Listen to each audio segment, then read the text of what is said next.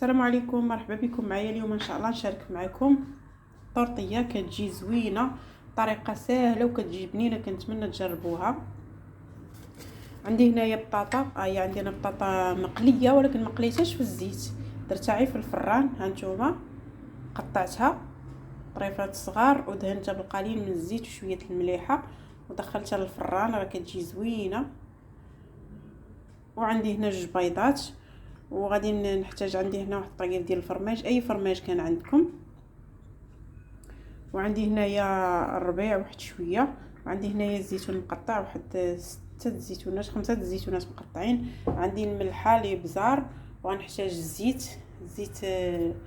الروميه اي زيت المائده، وغنحتاج القليل من الهريسه اختياريه اللي بغى يديرها اللي ما بغاش. كتجي زوينه هاد الطورطيه، يجربوها كتجي بنينه في المذاق وسهله دغيا كتوجد. جربوها بهذه الطريقه ديال البطاطا في الفران بلا ما تقليوها، يدهنوها وديروها فتجي بحال مقليه. صافي غنجيبوا هاد المقله. فاش غنديروا؟ بسم الله. غادي ندير القليل من الزيت، ضروري انا غندير الزيت باش ما تلصقش ليكم، تخافوا تلصق ليكم ديروا القليل من الزيت. انا درت شويه الزيت. غادي نجيب فاش غنخلط. بسم الله. ندير هاد البطاطا، ديروا الكميه اللي بغيتو. غنشارك معكم غير الطريقه، راه كتجي زوينه. غندير هاد الزيتون مقطع،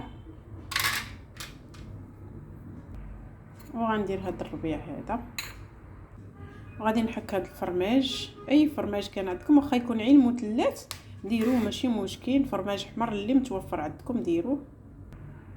غندير القليل من الحار اختياري، الا ما بغيتوش ديروه ما ديروش.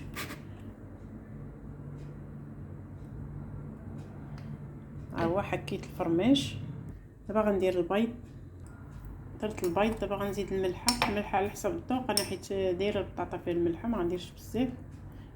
فرماج شاوي مالح، قليل من الابزار، وغادي نخلط. ها هي بعد ما خلطتها صافي. دابا غنجيب هاد المقله هذه وغندير فيها هاد الخليط هذا صافي، وغنحاول نوزع هاد غير باش تجي متساويه بحال هكا في المقله. وغنخليها طيب، نقص عليها البوطه تطيب من الجهه التحتانيه هذا باش نقلبوها. ها هي دابا فوق البوطه تطيب، وعاد واش غادي نقلبها.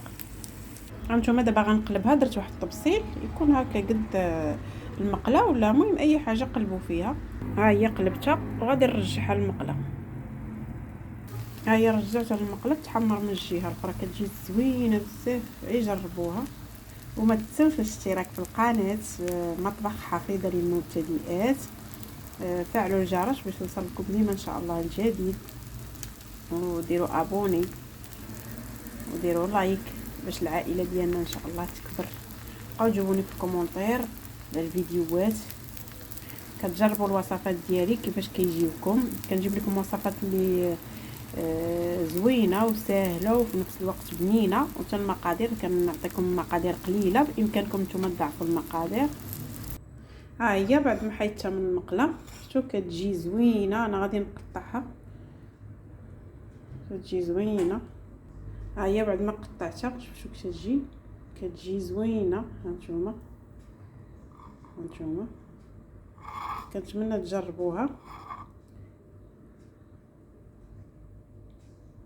والصحه والراحه.